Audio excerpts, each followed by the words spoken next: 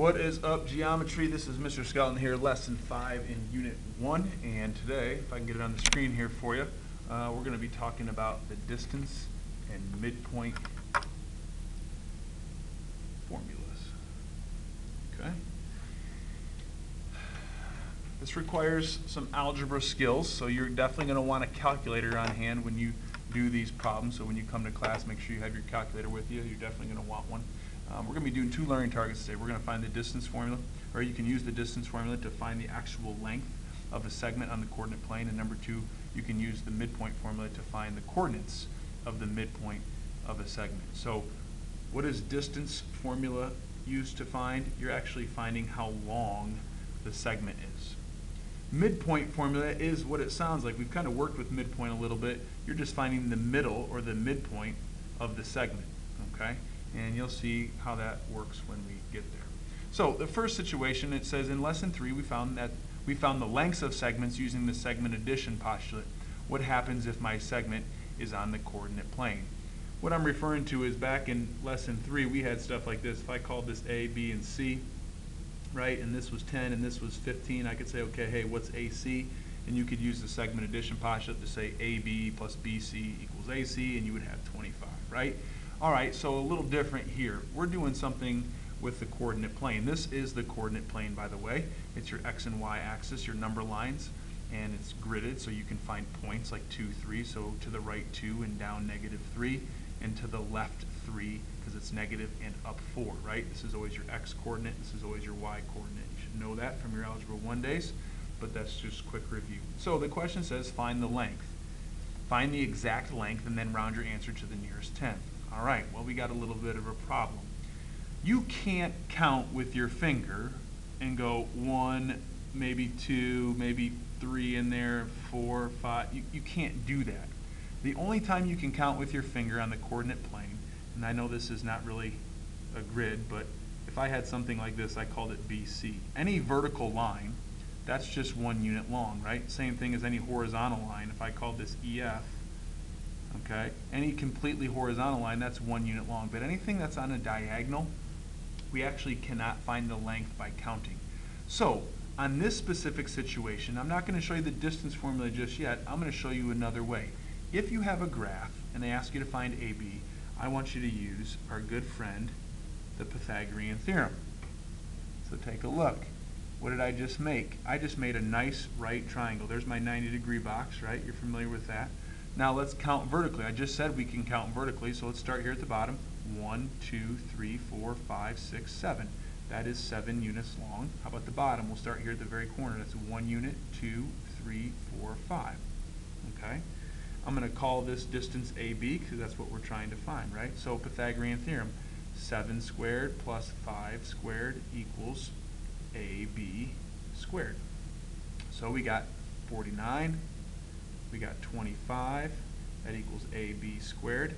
If you need to take your calculator out, right, you can take your calculator and go 49 plus 25. Most of you can do that in your head. That's 74 equals AB squared. Now notice that's not our answer. I'll have students tell me that's their answer. We don't want AB squared. We just want regular AB, so we got to take the square root of 74. So second square root of 74. We hit equals, and we get 8.602, and it says round to the nearest 10th, so we're just going to have 8.6. So AB, that segment length, is 8.6. Now again, if you got a number like 78, or you thought the answer was 74, that just doesn't make sense, right? If the bottom is 5 and the left is 7, and you put 74 here, that just doesn't make logical sense. So you can always kind of self-check your answer there and see if you're on the right track. 8.6 does work. Your hypotenuse is always the longest side, so yippee, okay? Now, right here it says, move to the bottom, the segment addition postulate does not apply in this example. So we need to find another way to find the length. We can use the distance formula. Now, I used the Pythagorean theorem. You can use the distance formula. Now, you're going to get one of these formula sheets here down the road, and you'll see that the distance formula is actually on this formula sheet. And we use this during the second semester quite a bit, and we write the distance formula right here. So what the distance formula is, I'm going to have you write it down, is D equals, okay, the square root of x2 minus x1 quantity squared plus y2 minus y1 quantity squared. Now technically I should say x sub 2, right? This isn't 2x. Don't get confused with that. Now what these x's and y's mean is this. When you have an ordered pair, x comma y, we can call this the first ordered pair, so we can call that x1, y1, x1, y1. And a second ordered pair, x2, comma, y2. Whenever you're going to find the distance formula, when you're going to use the distance formula, you need 2 points. Do you see A and B? I could go back and do this problem using -3, 4 as my first point, and 2, -3 as my second point, and plug those points into the distance formula and figure out my answer. Okay? I put here, this looks awful, but I'll show you how to use how the distance formula is really the Pythagorean theorem. Okay? And I kind of already showed you that. Pythagorean theorem. Okay. In hiding.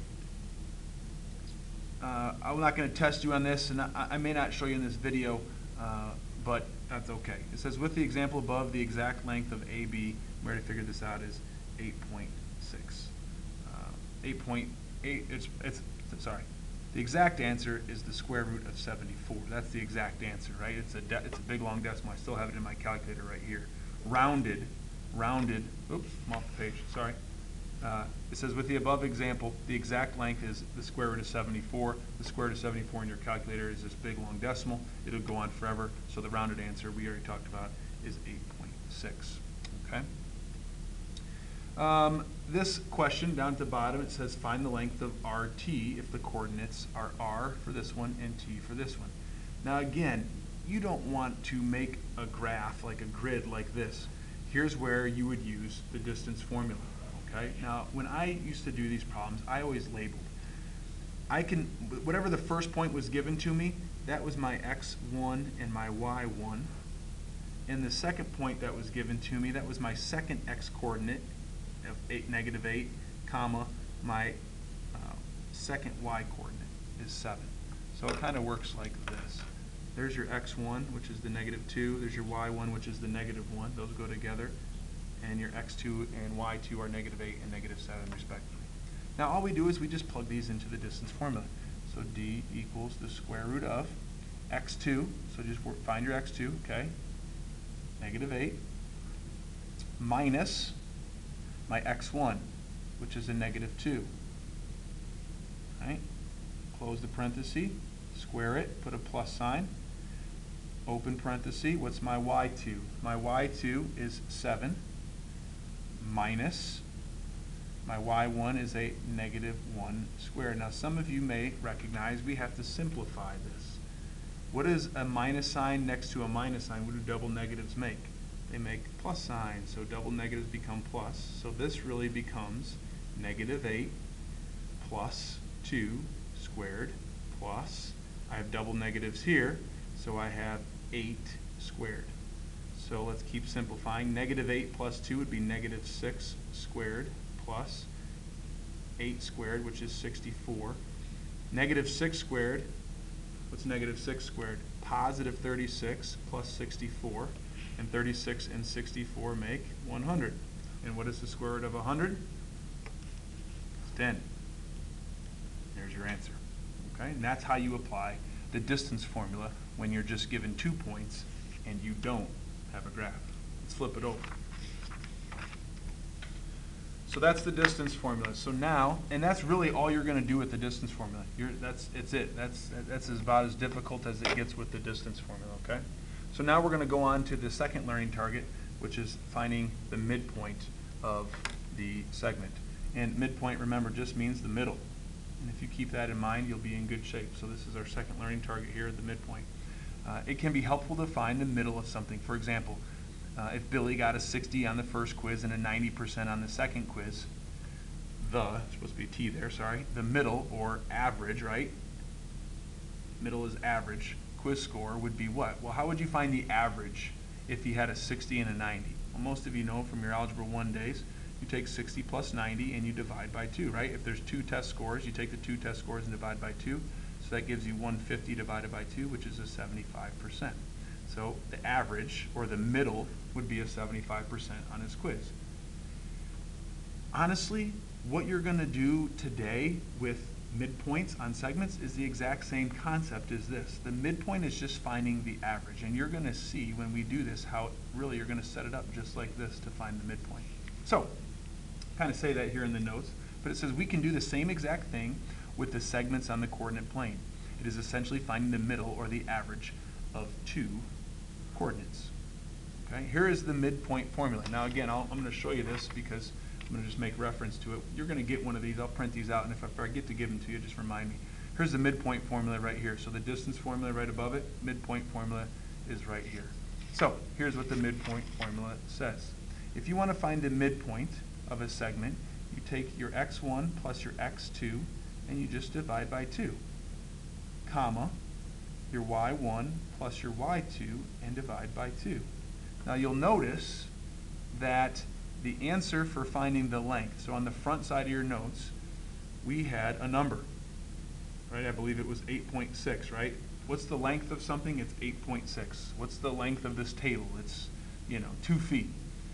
When you find the midpoint, the answer is always a coordinate, x comma y.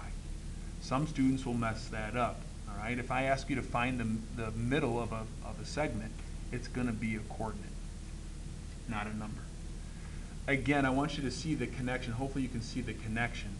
Remember, midpoint is average. Take your first and second and divide by 2.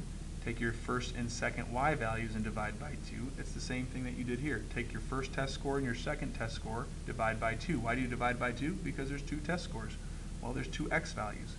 So it's the same exact thing. So let's take a look. This question right here says find the midpoint. So now the first thing we need to do is identify what this point is. So let's count over 1, 2. So it's going to be 2, comma, and let's go up 1, 2, 3, 4, 5. So 2, comma 5. We'll call that point B. Okay? We'll call this point A, and let's find that point. So we're going to go to the left first. 1, 2, 3 to the left. So negative 3. So negative 1, negative 2, negative 3, and down negative 1, negative 2, negative 3. So we want to find the midpoint of those two. So I always label x1, y1, that's my first point, x2, y2. Now some students may be going, well, Mr. Skelton, does it matter if you put x1, y1 here and put x2, y2, or x2, y2 here? It does not matter. Just a common mistake I usually see students do is they'll do something like this. If I just made a random point 2, negative 7, they'll go x1, y2. You can't do that, okay? That's no good. It has to be x1, y1. The numbers up top when you're labeling have to be the same. All right, I digress. So here we go. Let's use the midpoint formula. Basically, I'm going to take my x1, which is 2. I'm going to add it to my x2, which is 3, put it over 2, comma. My y1 is 5, and I'm going to add that to my negative 3 because that's my y2, and I'm going to divide that by 2. And then I just simplify. 2 plus a negative 3 is negative 1 over 2, comma. 5 plus 3 is 2. 2 divided by 2 is 1. So the midpoint, or the answer, that's a coordinate right there, is negative 1/2, comma 1. Now just check it. Negative 1/2 would be there, and then up 1. And just put a little dot there. Does that look like it's right smack dab in the middle? You betcha. Okay? So we would write negative 1/2, comma 1 as your midpoint. All right? Let's see. Let's go down to the next. Oop, I'm off the paper there. QS has endpoints of 3, 5, and 7, negative 9. Find the midpoint, and let's call it M, of those. Go ahead and hit pause and try it. Okay? And try it. Okay, I'm going to label x1, y1, x2, y2. Midpoint. I take my x values, I add them up and divide by 2, comma. Take my y values, 5 plus negative 9, and divide by 2. So 3 plus 7 is 10. 10 divided by 2 is 5, comma. 5 plus negative 9 is negative 4. Negative 4 divided by 2 is negative 2. So my midpoint of M is 5, negative 2. That's your midpoint. Again, it's a coordinate, so we're good. This also said, then find QM to the nearest tenth. Now, if it asks you to find QM, that's asking for a distance, right? Or a length. So we need to use the distance formula. Well, they want you to find QM. If Q's points is 3, 5, and M's points is 5, negative 2. We need to put that into the distance formula, right? So here we go. D equals the square root of, I'm going to write it out for you, x2 minus x1 squared plus y2 minus y1 squared. We plug in those numbers. So what's my x2? My x2 would be 5 minus 3 squared plus, what's my y2? 2 minus, oops, it's a negative 2, isn't it? Negative 2 minus 5 squared. 5 minus 3 is 2. 2 squared is 4. Negative 2 minus 5 is negative 7. Negative 7 squared is 49. So I get the square root of, what is that, 53? So if I take my calculator out, second square root 53, I'm going to get 7.28. 7.28 rounded to the nearest tenth would be 7.3. Okay? All right, last question of the day. The midpoint, this is a different question, and this is sometimes difficult. The midpoint of Kn is 3/4. So what's important about this statement that's different from the other ones? They're giving you the midpoint already to start with. They're not asking you to find the midpoint. They're telling you what the midpoint is. One of the endpoints is K, has coordinates of negative 3, negative 2. Find the other end. So let me draw this for you so you can kind of see what's happening here. Okay? So the midpoint of Kn, so here's K. I'm just going to randomly draw this. And here's N. And they're telling you the midpoint right here is 3, 4.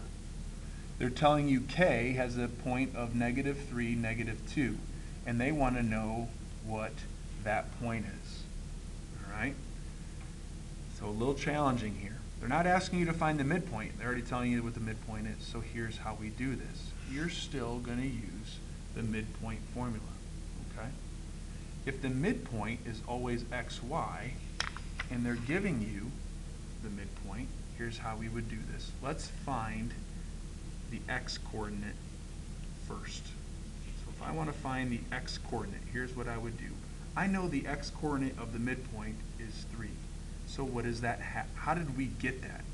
Well, we got that by doing your x value that we don't know plus your other x value, which we do know. And what did we do? We divided that by 2, right? I probably should have put those parentheses there. So that's an equation. How do we solve that for x? Well, you can times both sides by 2. 2 times 3 is 6. Those cross out and you're left with x plus a negative 3. So you can add 3 to both sides and you get x equals 9. So I know right now point N is 9 comma something, and we're calling it y. So now we want to find y. So here's how you find the y. You do it the same way you found the x. What's the y coordinate of the midpoint? 4 equals, well, how do you find the midpoint? You take your two y values, so y plus a negative 2, and you divide by 2. And now you just solve that for y. To get rid of divided by 2, you times both sides by 2, right? Those cross out. 2 times 4 is 8. Y plus a negative 2, so you add 2 to both sides, and you get 10 equals y. So this becomes now 9 comma 10. So the coordinate of N is 9 comma 10. Okay? I know I just showed you one of those, and you'll have more on the practice, and I know this part can get a little tricky, but if you keep your x's together, that's your x coordinate, x coordinate, x coordinate, that's your y, y, and y, you can do these problems and keep them pretty organized, okay? As always, if you have questions, let me know. We can go over it in class, and I can help you with whatever you need help on. Hope you have a good day. See you.